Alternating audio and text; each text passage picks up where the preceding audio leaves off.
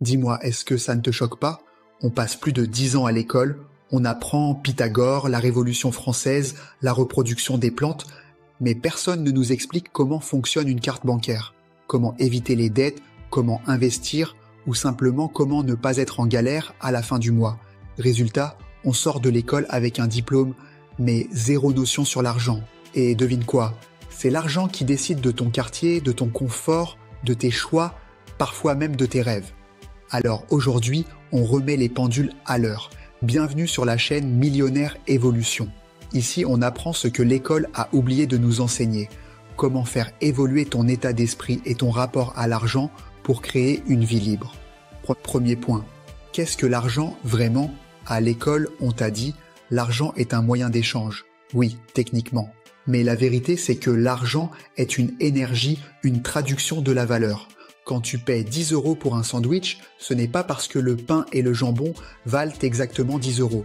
C'est parce que pour toi, à cet instant, manger vite, vaut 10 €. C'est une valeur émotionnelle, une valeur de confort.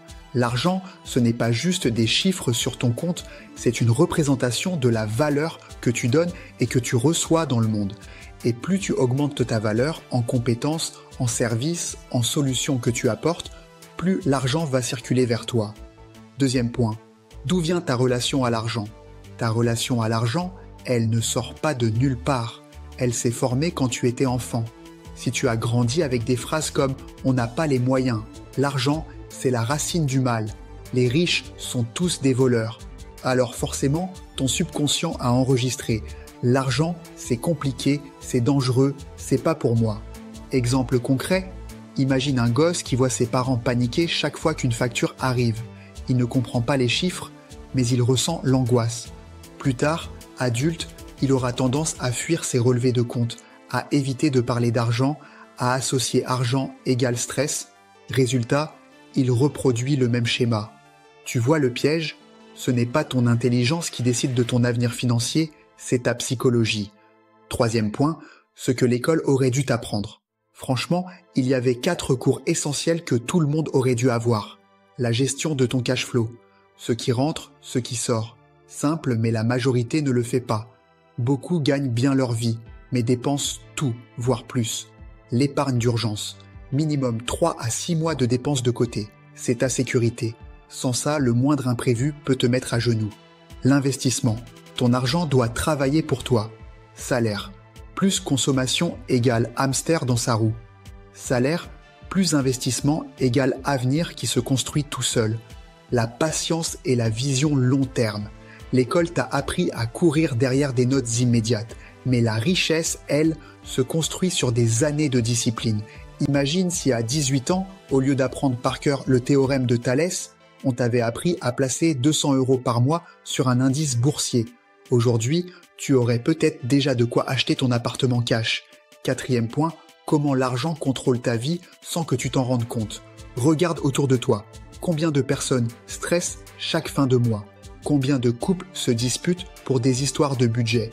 Combien abandonnent leurs rêves parce qu'ils n'ont pas les moyens? Le manque d'argent, ce n'est pas qu'un problème de portefeuille, c'est une prison invisible. Tu ne choisis plus ton boulot, c'est ton boulot qui te choisit. Tu ne choisis plus où tu vis, c'est ton loyer qui décide. Tu n'oses plus prendre de risques parce que tu n'as aucune sécurité derrière toi. Et le pire, beaucoup vivent au jour le jour. Une perte d'emploi, une maladie et tout s'écroule. Ça, c'est ce que j'appelle être esclave de l'argent. Cinquième point, ce que tu peux faire dès aujourd'hui. La bonne nouvelle, c'est que tu peux commencer à changer ça dès maintenant. Fais l'autopsie de tes dépenses. Pendant 30 jours, note chaque euro qui sort. Oui, même ton café à 1,20 €. À la fin du mois, tu vas voir des fuites d'argent dont tu n'avais même pas conscience. Fixe-toi des objectifs clairs. Pas juste « je veux être riche », dis « je veux avoir 5 000 € d'épargne dans 12 mois » ou « je veux investir 10% de mes revenus chaque mois ». Travaille sur ton langage. Arrête de dire « je n'ai pas les moyens ».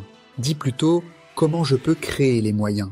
Ta manière de parler influence ta manière de penser. Apprends la gratification différée. Résiste aux petits plaisirs immédiats pour construire un grand plaisir futur. Le dernier iPhone peut attendre, ta liberté, elle, ne peut pas. Pour conclure, l'école t'a appris à résoudre des équations compliquées, mais elle ne t'a pas appris à résoudre l'équation la plus importante de ta vie, celle de ton argent. Et c'est ça, la différence entre ceux qui survivent et ceux qui prospèrent. Alors commence aujourd'hui. Redéfinis ta relation à l'argent. Prends le contrôle de tes dépenses, épargne, investis, pense long terme. Parce que l'argent, ce n'est pas une fin. L'argent, c'est un outil. Et utilisé correctement, cet outil te donne la plus belle richesse de toutes, la liberté. Si cette vidéo t'a parlé, mets un gros like. Partage-la avec quelqu'un qui doit absolument entendre ce message. Et surtout, abonne-toi à Millionnaire Évolution. Parce que ce qu'on fait ici, c'est plus que parler d'argent. On parle de ton futur. À très vite dans la prochaine vidéo.